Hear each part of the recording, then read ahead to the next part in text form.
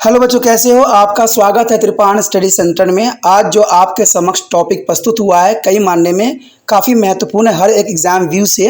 ठीक है, इसमें हम हर एक बात पे विस्तारपूर्वक चर्चा करेंगे और वो सारे जो है पहलू पर विचार करेंगे जो अब तक अछूता था। तो चलिए देखते हैं हमारा आज टॉपिक क्या है। प्रभु सत्ता के बहुलवादी सिद्धांत की आलोचना। प्रभु सत्ता के बहुलवादी सिद्धांत की आलोचना ये भी काफ़ी महत्वपूर्ण रहेगा। क्रिटिलिज्म ऑफ प्लuralistic थ्योरी ऑफ सोवेरेनिटी काफ़ी महत्वपूर्ण है। कहते हैं बहुलवादी सिद्धांत में कुछ त्रुटियां पाई गई और इन त्रुटियों का जो एनालाइज करना काफ़ी महत्वपूर्ण रहेगा, क्योंकि अगर आप त्रुटियों को यहाँ एनालाइज करते हो तो आगे एमए में अगर पॉलिटिकल साइंस में लोगे तो वो आपके लिए काफ़ी फायदेमंद रहेगा। व्यक्ति बहुत से संघों के जो है नियंत्रण अधीन आ जाएगा। बात सही है कि व्यक्ति बहुत से संघों के नियंत्रण अधीन आ जाएगा। Man will be come under to the control of various association. यदि हम ये स्वीकार कर ले कि हर संघ के पास प्रभु सत्ता है तो इससे व्यक्ति बहुत से संघों के नियंत्रणाधीन आ जाएगा। अब राज्य की प्रभु सत्ता संपन्न है और व्यक्ति केवल राज्य के प्रति ही अपनी वफादारी अदा कर सकता है, फिर उसे अनेक संघों के प्रति वफादारी अदा करनी पड़ेगी। बात सही है, जितने रूल रेगुलेशन बनेंगे, जितने संस्थाएं मिलेंगी, लोगों को उतने रूल रेगुलेशन का पालन करना पड़ेगा, क्योंकि ये रूल रेगुलेशन जो है आम जनता के लिए ही बनाई जाती है, कोई दूसरे के लिए नहीं बनाया जाता है। तो ये बात है कि व्यक्ति केवल राज्य के प्रति ही अपनी वफादारी अदा करता है, फिर उसे अनेक संस्थाओं के प्रति वफादारी अदा करनी पड़ेगी।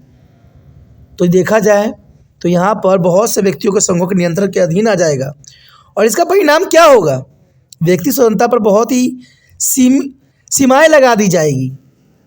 अब देखिए, मैं एक सिंपल बात से समझाने की कोशिश करता हूँ कि एक संस्था के आप अधीन हो, अब वो संस्था कई संस्थाओं के अधीन चली जाती है तो आपको सभी संस्थाओं की बातें मानना पड़ेगा। वो कहेगा इधर घूमो, वो कहेगा उधर घूमो, वो कहेगा वहाँ जाओ। तो इसमें सबसे बड़ी प्रॉब्लम किसको आ गई? व्यक्तियों को ही आ गई ना। तो कहते हैं जितनी संस्थाएं होगी उतनी विचारधारा होगा और उतना ही लोगों को बर्बाद करेंगे। तो यह काफ़ी महत्वपूर्ण बात है।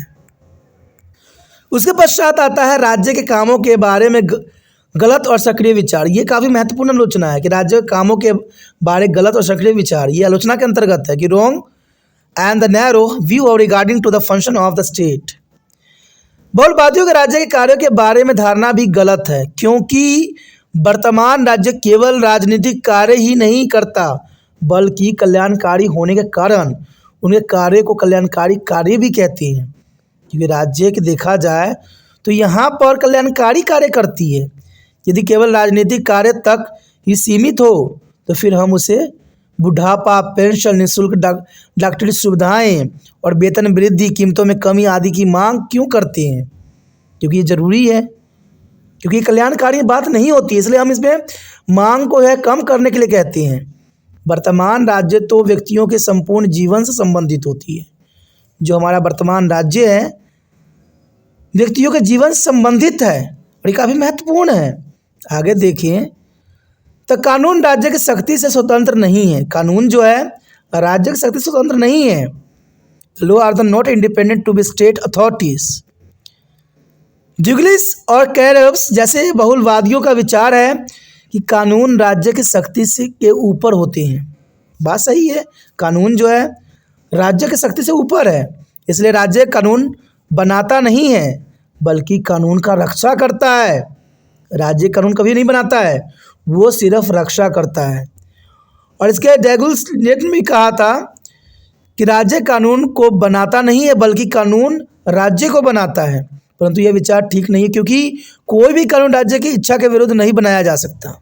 अब देखिए अपनी विचारधारा, बात सही है, ये भी बात सही है कि कोई भी कानून राज्य के विरुद्ध नहीं बनाया जाता है, राज्य के हितों में रख के बनाई जाती है। देखा जाए तो यहाँ पर सब बात सही, क्योंकि राज्य के अधीन कैसे बनाया जाएगा, विरुद्ध कैसे बनाया जाएगा? राज्य के विरुद्ध होगा तो कोई पालन करेगा ही नहीं, तो राज्य के जो है समर्थन में बनाई जाती है। यद्यपि हम यह मानते हैं कि कानून विभिन्न स्रोतों की उपज है, परंतु कानून तभी बनता है जब राज्य द्वारा उसकी स्वीकृति दी जाती है। कानून तब बनता है जब राज्य उसको स्वीकृति दे। अब इस बात का एग्जाम्पल भी मैं बता सकता हूँ आपको। जब किसान आंदोलन हुए थे, अभी रिसेंटली कुछ दिन पहले ही आपको पता है जो सरकार ने कुछ रूल रेगुलेशन परिवर्तन किया और ये राज्यों पे लागू किया, लेकिन जो राज्य के किसान थे उन्होंने इस बात को नकार दिया कि हमें ये कानून हमारे लिए सही नहीं है, हम इसको नहीं मानेंगे। तो सरकार को अंत में क्रांति के बाद, कहते हैं लोगों के आक्रोश के बाद, उस कानून को वापस करना ही पड़ा, लेना ही पड़ा। तो हम ज़बरदस्ती नहीं दे सकते। जो जनता के लिए कल्याणकारी रहेगा लोग उसी को ही स्वीकृति देंगे। राज्य के कानून को लागू किया जा सकता है तकनीक तब होता है जब वो जनता उसको समर्थन करे, क्योंकि यहाँ पर सरकार कानून को पालन करने नहीं आती है, जनता करती है। और जनता तभी करेगी जब जनता के हित में होगी। अगर जनता के विरोध होगी तो वो पालन नहीं करेगी। और ये काफ़ी महत्वपूर्ण बात है। आगे जो हमारे समक्ष आया है, बहुत से संघ बुरे उद्देश्य के लिए बनाए जाएंगे। बात सही है, इसका सबसे बड़ा आलोचना यही है, सही है बात, और ये आलोचना के रूप में है कि बहुत संघ बुरे उद्देश्य के लिए बनाए जाएंगे।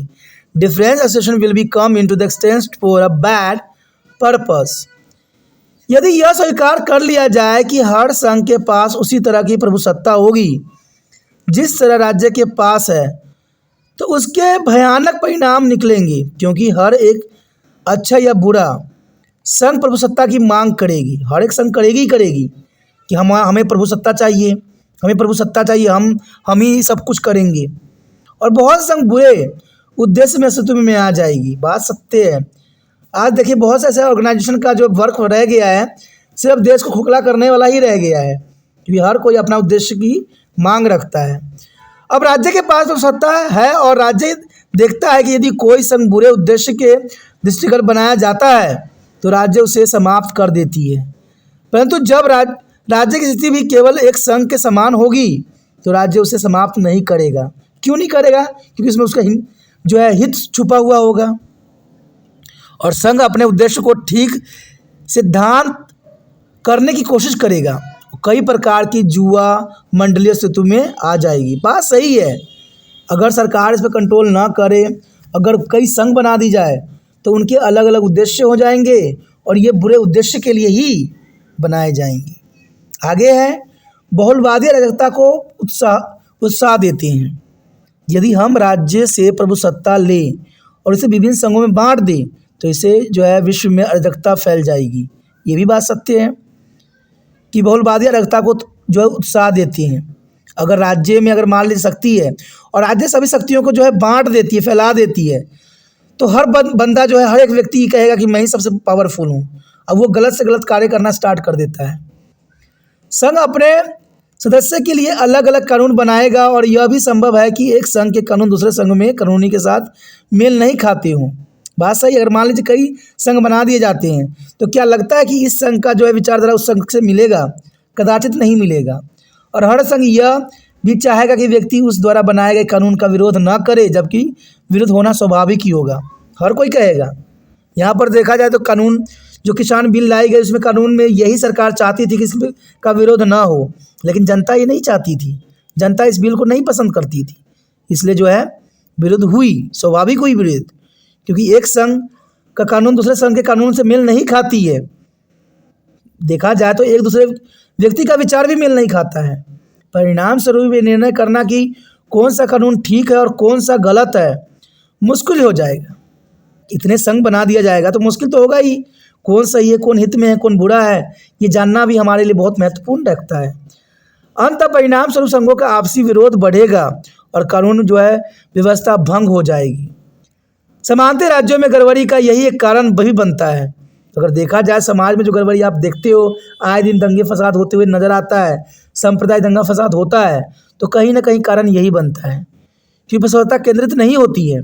जिनकी प्रभुसत्ता होती है केंद्रित नहीं होती। इसमें ग्लिस्क्राइस्ट ने भी कहा था कि यदि बलवादों के अंतिम निष्कर्ष तक ले जाया जाए तो यह समाज की छीन भिन्न कर देगा और शक्ति तथा उन्नति की अवस्थाओं के स्थान पर अनेक अस्त व्यस्त समूह होंगे जो अपनी श्रेष्ठता स्थापित करने में लगे रहेंगे। तो बात सही है। आज देखिए इसका एग्जाम्पल सबसे महत्वपूर्ण होता है।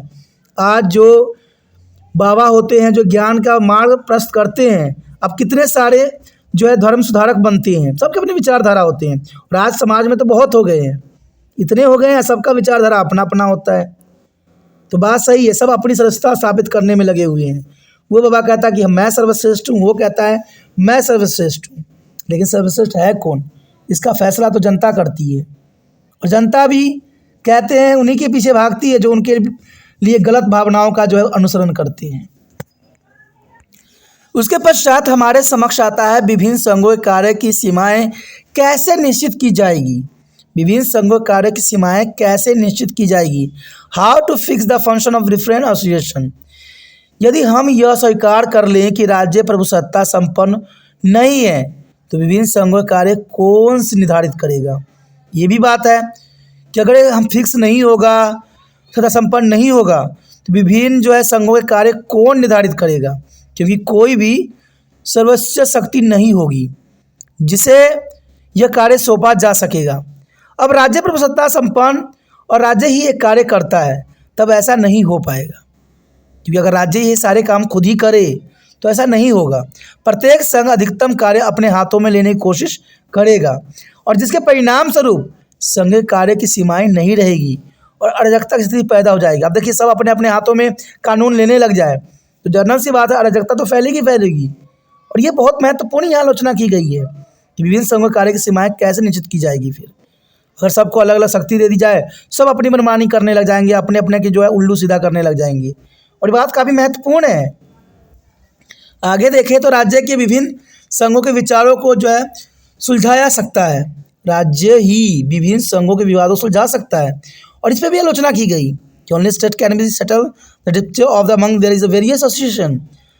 जब हम विभिन्न संघों के कार्यों को बांट देंगे तो उनके बीच लड़ाई झगड़े भी पैदा होंगे।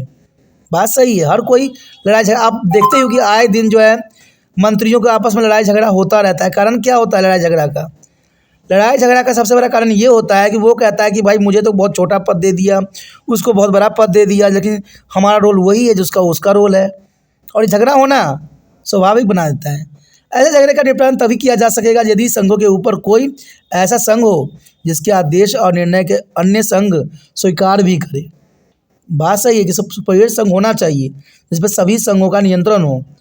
बहुत से बलवादी ये स्वीकार करते हैं कि संघों के आपसी झगड़ों को निपटने का अधिकार केवल राज्य के पास ही हो सकता है, और अंततः इस प्रकार उन्होंने राज्य के अन्य संघों से उच्च संघ स्वीकार किया है। यदि हम राज्यों को अन्य से संघों की तरह ही एक संघ स्वीकार कर लें तो फिर भी हम एक ऐसे संघ की आवश्यकता महसूस होगी जो अन्य संघों से ऊंचा होगा। बात सही है। देखिए, घर में भी जो बच्चे होते हैं उनको कंट्रोल करने के लिए माता पिता होते हैं, और माता पिता भी गलत ना करे इसलिए दादा होते हैं। तो ये बहुत काफ़ी महत्वपूर्ण होता है। कहते हैं जब वह संघ राज्य की जगह ले लेगी तो इससे स्पष्ट हो जाता है कि बहुलवादी राज्य प्रभुता को अगले दरवाजे से बाहर निकालते हैं और पिछले दरवाजे से पुण्य ले जाते हैं। तो इसमें कोई दो राय नहीं है। कहते हैं जो चीज़ बात सही बताई जाती है दूसरी तरफ से उसको गलत बना दी जाती है, तो इसमें कोई बड़ी बात नहीं है। उसके पश्चात आता है प्रभुसत्ता संपन्न राज्य बाहरी हमलों से रक्षा के लिए जरूरी है। यानी प्रभुसत्ता संपन्न राज्य बाहरी हमलों से रक्षा के लिए जरूरी है। Sovereignty is a state is a necessity to the save the state from external invasion। यद्यपि हम आज के युग के अंतर्राष्ट्रीय भाईचारे का युग स्वीकार करते हैं, परंतु फिर भी हम अंतर्राष्ट्रीय जो है युद्धों की संभावना से इनकार नहीं कर सकते हैं। अब देखिए, हम ये कहते हैं कि हमारे पास अंतर्राष्ट्रीय भाईचारा है, लेकिन ये कौन कहता है भाईचारा है? अगर भाईचारा होती तो ये युद्ध नहीं होता। देखिए, पहली विश्व युद्ध हुई, दूसरी विश्व युद्ध हुआ, तीसरी विश्व युद्ध में आग खड़े हुए हैं। तो राष्ट्र के बीच कहाँ किस बात का भाईचारा है? कोई भाईचारा नहीं है। यहाँ पर सिर्फ जिसके पास पावर है, जिसके पास शक्ति है, वो हर राज्यों पे अपना कब्जा जमाना चाहता है और उस देश को अपने अधीन करना चाहता है, क्योंकि भाईचारा की तो भावना हमें कहीं दिखती ही नहीं है। जो राज्य अपनी सीमाओं की बाहरी हमलों से रक्षा नहीं कर सकता है वो अपना अस्तित्व भी बनाए नहीं रख सकता है। जनरल सी बात है, अगर आप बाहरी खतरों से अपना अस्तित्व तभी बचा सकते हो जब उससे लड़ोगे, आगे बढ़ोगे, नहीं तो आज हड़पने वालों की कमी नहीं है। बाहरी हमलों से रक्षा एक प्रभुसत्ता संपन्न राज्य ही कर सकता है, न कि आर्थिक अथवा सामाजिक संघ कर सकता है। जनरल सी बात है, जो प्रभुसत्ता रहेगी राज्य में वही कर सकता है अपनी बाहरी शक्ति से रक्षा, और ये काफ़ी महत्वपूर्ण बात है। उसके पश्चात देखें तो व्यक्तियों के जीवन के विभिन्न पहलुओं के बीच तालमेल, there is a coordination among their various aspect of man as a life. बहुलवादी के विचार अनुसार मानव जीवन के प्रत्येक पद के लिए अलग अलग देखा जाए तो संबंधित है, अलग अलग से संबंधित है। जैसे राज्य का संबंध राजनीतिक पक्ष के साथ है, चर्च का संबंध धार्मिक पक्ष के साथ है, और इस तरह वे मानव जीवन के विभिन्न क्षेत्रों में बंट देते हैं कि विभिन्न क्षेत्रों में बांटना स्वाभाविक रहता है। परंतु यदि मानव जीवन पर गंभीर दृष्टि डाली जाए तो ये स्पष्ट हो जाता है कि मानव जीवन के पक्षों के अलग अलग खानों में बांटा नहीं जा सकता है, क्योंकि देखा जाए तो व्यक्तियों के जीवन के हर पहलू उसके जीवन के अन्य पहलू के साथ गहरा संबंध होता है, और इसी कारण एक समुदाय का क्षेत्र अन्य समुदाय के क्षेत्र से अलग नहीं हो सकता है। व्यक्तियों की आर्थिक स्थिति उसकी राजनीतिक स्थिति के प्रभावित करता है। ये काफ़ी महत्वपूर्ण है कि व्यक्ति की आर्थिक स्थिति उसकी राजनीतिक स्थिति को प्रभावित करता है। और मान लीजिए व्यक्ति का आर्थिक स्थिति खराब है तो राजनीति में वो गया है तो सब प्रथम वो अपना जेब भरने की कोशिश करेगा, और इस कारण आज आर्थिक और राजनीतिक संघों के बीच गहरे संबंध बन गए हैं। और यही हाल अन्य संघों का भी है। आज हर क्षेत्र में देखा जाए तो करप्शन भरा पड़ा है। जो कहता है कि हम करप्शन ख़त्म कर रहे हैं, वीडियो बनाइए, ये कीजिए, सब बकवास बात है और ये सच्चाई है। आपको तो लोग वीडियो बनाने के लिए बोल देते हैं, लेकिन बाद में एक छोटा सा काम भी उनके द्वारा होना संभव नहीं होता है, क्योंकि उन्होंने तो डरते हैं और नहीं कुछ करते भी नहीं हैं। उनको तो पता है कि महीने के पहली तारीख को तो तनख्वाह तो आ ही जाएगी, चाहे मैं काम करूं चाहे ना करूं। यहाँ भारत में कौन सा प्रावधान बनाया गया है कि व्यक्ति अगर काम करेगा तो पैसा मिलेगा? ऐसा कहीं नहीं प्रावधान है, और ये होना चाहिए। आपने बोल दिया कि वीडियो बनाई, यार वीडियो बनाने के चक्कर में आज आम जनता का काम तक भी नहीं हो रहा है, और ये बात शायद आपको समझ नहीं आएगी जिंदगी में कभी नहीं, क्योंकि आपने मानवता को समझा ही नहीं। मानव में अगर दिखाना है, अपना राज्य चलाना है, तो लोगों में शक्ति बरतिए। मोबाइल बनाने से कुछ नहीं होता है, अपने आप में सुधार कीजिए। देखिए सब लोग कैसे कार्य करेंगे, घंटों के हिसाब से काम दीजिए, जो जितना काम करेगा वैसे पैसा निर्धारित कीजिए। देखिए हमारा भारत कैसे आगे तरक्की पे पहुंच जाता है। यहाँ पर जो हमारे समक्ष आया है, बहुलवादियों के विचारों में समरूपता नहीं है, यानी देखा जाए तो lack of uniformalities as among their view of the pluralist. बहुलवादियों का सिद्धांत जो है क्रमवार नहीं है, क्योंकि विभिन्न विद्वानों के विचारों में विभिन्नता पाई गई है। यानी देखा जाए तो बहुलवादों के सिद्धांत भी जो विभिन्नताओं से भरे पड़े हैं, और इनमें काफ़ी विभिन्नता हमें नज़र आती है। राज्य और समुदाय के बीच संबंधों के बारे में विभिन्न विचार प्रकट किए गए हैं। यहाँ पर देखा जाए तो राज्य और समुदाय के बीच में संबंधों के बारे में सबका अपना अपना विचारधारा है और सोच है, और इस बात पे कई विद्वानों ने राज्य से सर्वोच्च शक्ति छीनने को तरपत है, परंतु कई स्वयं ही राज्यों के सर्वोच्च शक्ति स्वीकार कर लेते हैं। यानी देखा जाए जैसे विद्वान हैं वैसे उनकी विचारधारा है। कई जो है विद्वान राज्य से सर्वोच्च शक्ति छीनने के लिए तरपते रहते हैं, परंतु कोई जो होते हैं सर्वोच्च शक्ति स्वीकार कर भी लेती हैं। और इसमें देखा जाए तो कुमारी फेलेस्ट ने इसको, जो कि बहुलवादी लेखिका थी, ने कहा है कि राज्य एकात्मक एजेंसियां हैं। राज्य जो है एकात्मक है। मेरी नागरिकता मेरे अपने समूह की सदस्यता से कहीं बड़ी है, और एक सच्चा राज्य हर एक हित को अपने समेट लेती है। यानी देखा जाए तो यहाँ पर कुमारी फेलिस्ट ने साफ शब्दों में बात कही है कि राज्य एकात्मक एजेंसियां होती है।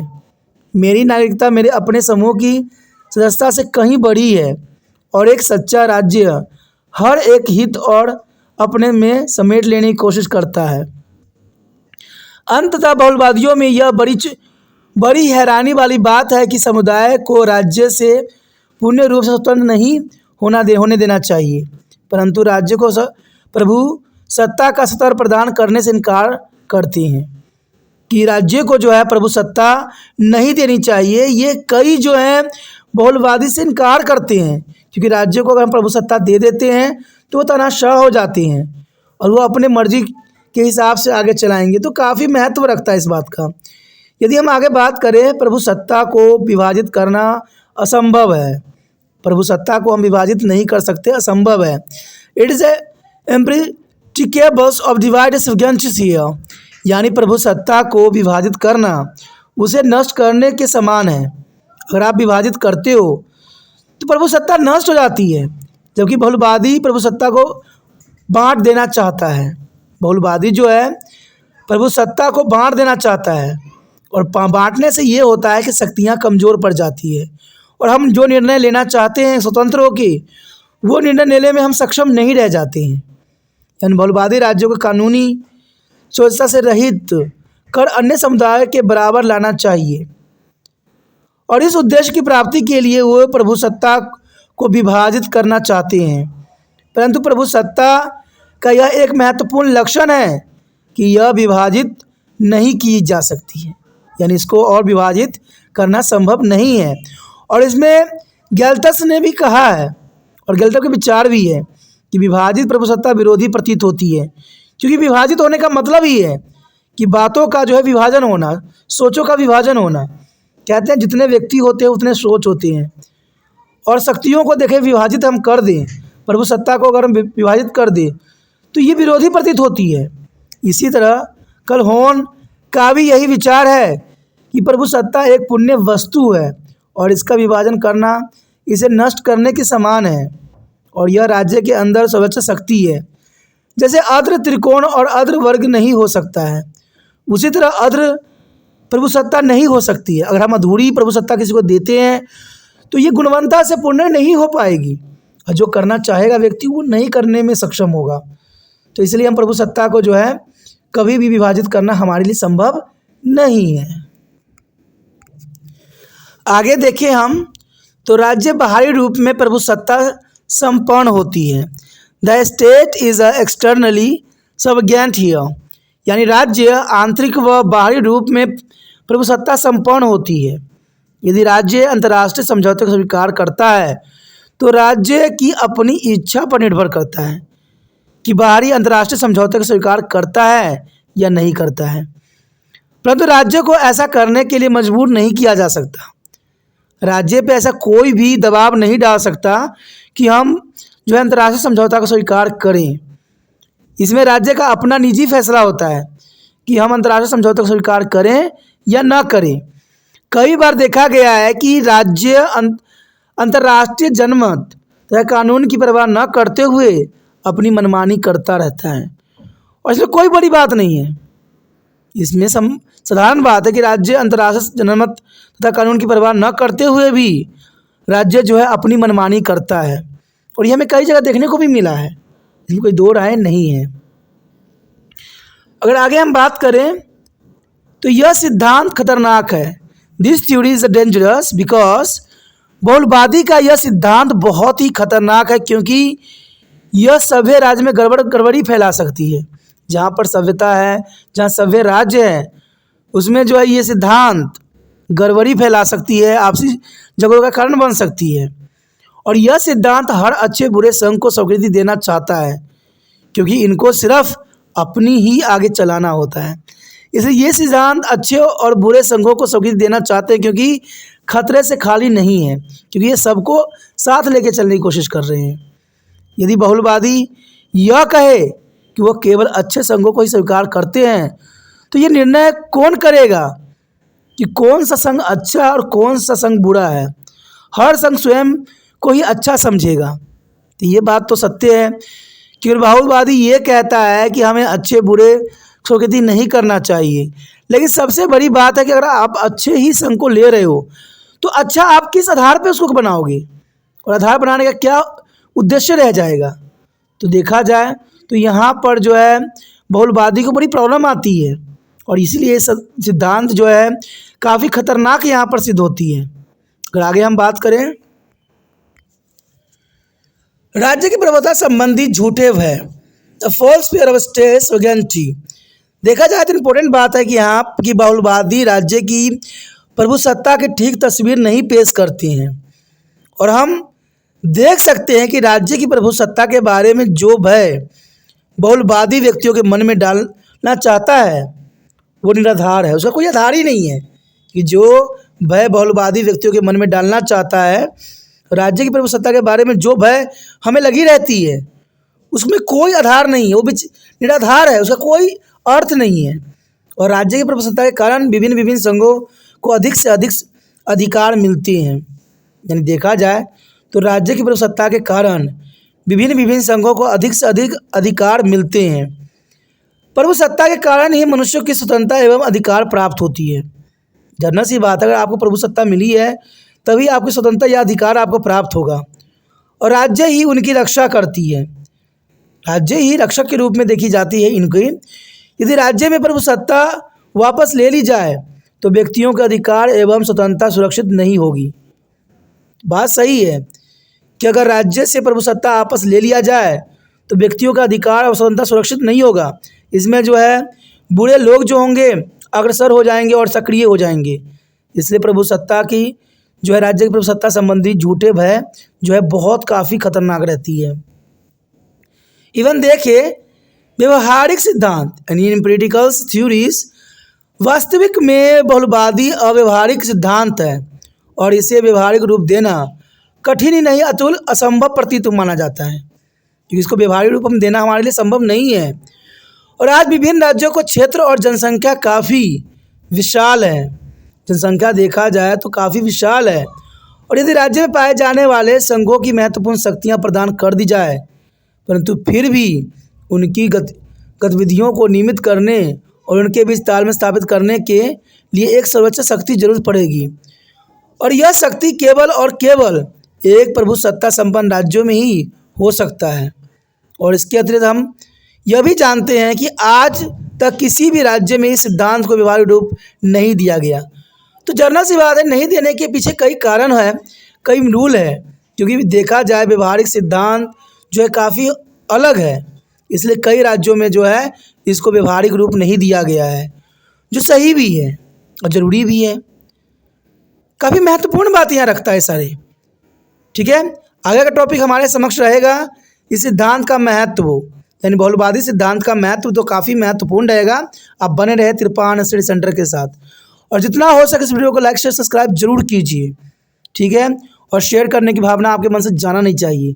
जितना शेयर होगा उतना आपके लिए आने वाला समय में वीडियो आएगी।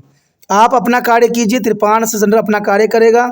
जब हम दोनों मिलकर कार्य करेंगे तो आपका भी भलाई होगा और त्रिपाण स्टडी सेंटर जो लक्ष्य है कि हर बच्चे तक पहुंचने का, वो भी लक्ष्य सिद्ध होगा। तो आप अपना कार्य कीजिए, त्रिपाण स्टडी सेंटर अपना कार्य करेगा। अब देखिए त्रिपाण सेंटर कितना आगे जाता है। सोचना नहीं दोस्तों, विचार नहीं करना है, जितना हो सके इसको शेयर करने की भावना आपके मन में होना चाहिए। ठीक है, पहली बार मेरे चैनल पे आए हो, पहली बार वीडियो देख रहे हो, समझ लग रही है और चाहते हो कि और वीडियो आपको प्राप्त होता रहे, तो जनरल सी बात है दोस्तों, चैनल को सब्सक्राइब कर लीजिए। सब्सक्राइब कीजिएगा तभी वीडियो आता रहेगा आपके समक्ष। और आपको पता है कि पेपर के टाइम और वीडियो आते रहें तो वो आपके लिए काफ़ी महत्वपूर्ण रहता है। लेकिन ये तब होता है जब चैनल सब्सक्राइब रहता है। अगर सब्सक्राइब रहेगा तभी यह नोटिफिकेशन भी आपको मिलेगा। तो सोचिए नहीं, विचार ना कीजिए, चैनल सब्सक्राइब करके अपने मोबाइल में सेव कीजिए।